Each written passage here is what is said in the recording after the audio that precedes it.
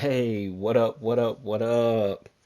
What is cracking, y'all? We are now less than 30 minutes away from this game going live. I am excited. I should probably take my ass to bed because I definitely got to work in the morning. And I'm already tired. But we need to talk about this $10 Battle Pass situation. Because that sounds like some bull.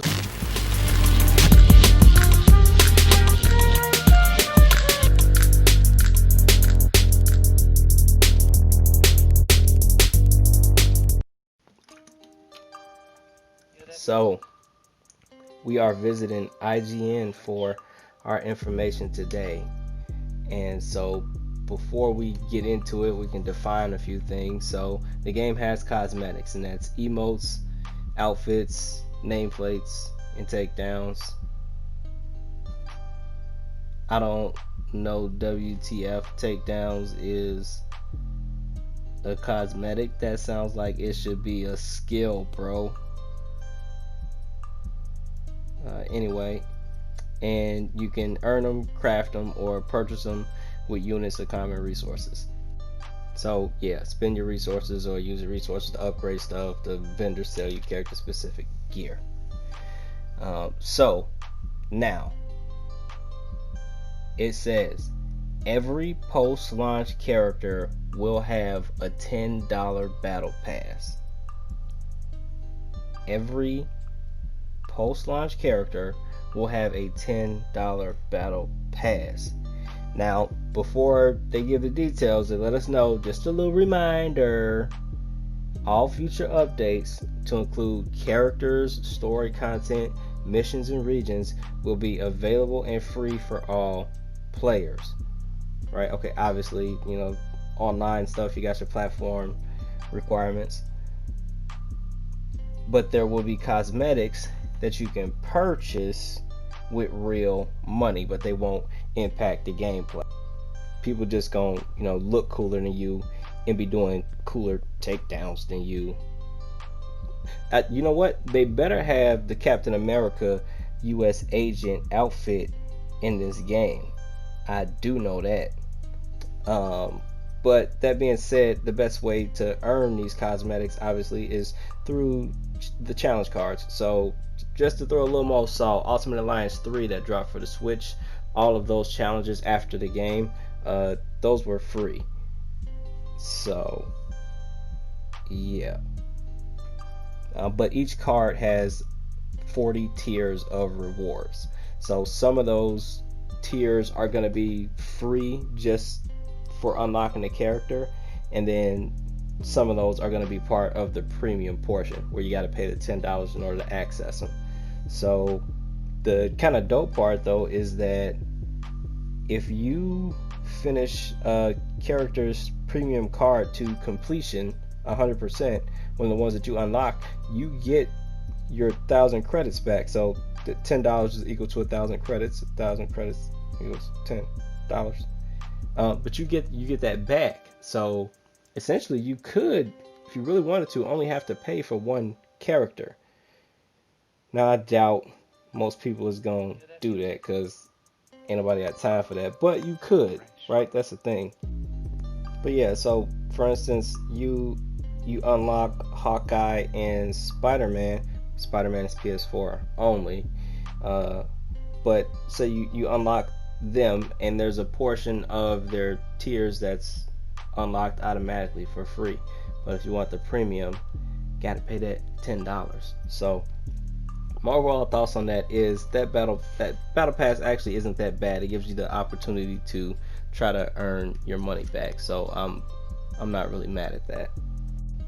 So next, we might as well let's talk about the multiplayer info, or the co-op info, if you will.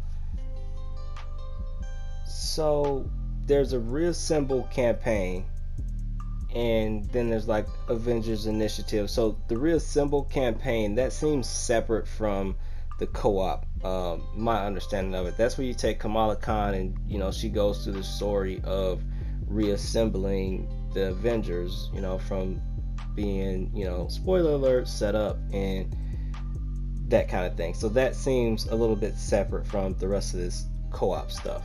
So co-op. So you have different mission types with co-op. So you got faction missions, and that's basically where you help rebuild the outposts, for allies, and basically complete missions, to get intel and supplies and whatever, and then you help defend them from, aim attacks.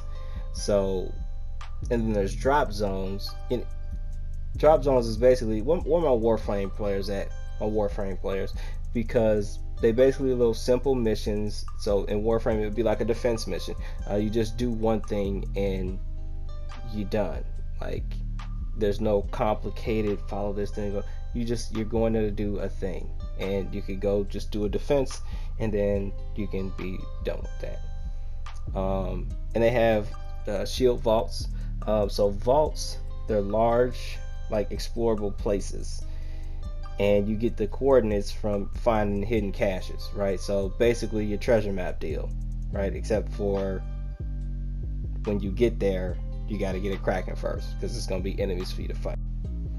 And then next we got harm rooms, so holographic augmented reality machines, and that's where you go in there to take on challenges. Now I doubt this is how it is, but in my mind I picture something crazy like I don't know, Hawkeye taking some super soldier serum, and now you got to go in there and fight him with a bunch of AIM forces. Like that would be insane if that's how that really was. And then you have hives, and then hives is AIM strongholds that's like throughout the world. You got to uncover them and fight your way through. It says through a gauntlet of increasing challenging AIM defenses in order to disable them. And then lastly, you got villain sectors.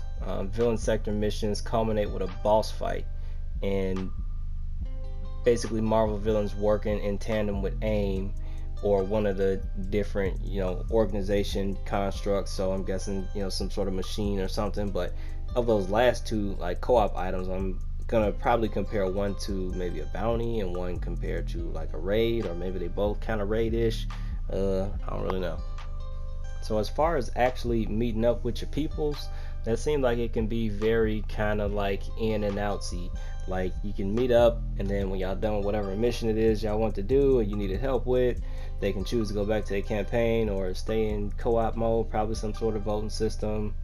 And then also there's matchmaking. So again, if you ain't got no friends, they have matchmaking. You can just jump out there, the homies ain't on, and it'll try to match you up with somebody who close to your power level. So you can set preferences if you got a specific hero that you're trying to use, or you just don't care. If you say you don't care, then in matchmaking it'll probably find you a match a whole lot faster. If you got a specific character you want to use, it's probably going to take a little bit longer. And then basically what it'll do is when y'all go to matchmaking, if the strike team is not full, then it'll search as long as at least one of the players has matchmaking turned on. But if you back out of that screen or you start the mission, it's going to quit trying to matchmake. If y'all got companions selected, it's going to drag in the companions that y'all wanted. And if both of y'all pick like the same companions, it's going to bring the one that's got the highest power level. So playing with your friends, if you rather play with friends, right, you can manually invite them to your strike team, by hovering over their nameplate. There's going to be a social tab. And then technical tips, like you can mute players. You can, when matchmaking is enabled, like you can't pause the game in war zones. So that's kind of dope. The one garbage thing is, at least at the beginning, it will not support join in progress. That's garbage. I mean, I get it. You don't want people taking advantage of it, or maybe it was a technical issue, but I mean, come on, man. Let us get some JIP. And then obviously no cross-platform at this time, meaning no PS4 to Xbox or PS4 to PC. I do believe they discussed in the future that you will be able to say one of the homies upgrades to a PS5 and then you still got your PS4, you should be able to still play with them. So that much should work, and the same should go for Xbox, but don't quote me on that. Then it just goes on to talk about some NAT types and things like that, party issues or what have you. But that's about it. That's all I really had for this video. Don't forget that the war table is tomorrow. It's gonna be live. You can watch it straight right from the Square Enix website. I will leave a link to that down in the description. I won't be live streaming on this channel, but I'll have it planned in the background or something just to see if they drop any bombs.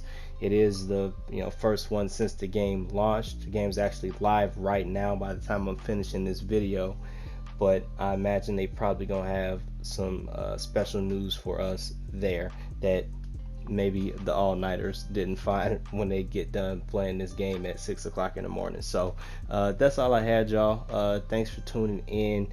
I'm hoping to be able to get a live session playing this game this weekend and let y'all know how that goes. Stay tuned for more updates. Peace. What's happening here? The city's collapsing. Damn it, they played us. Steve, can you hear me? Get the hell out of there! Nathan! Screw this.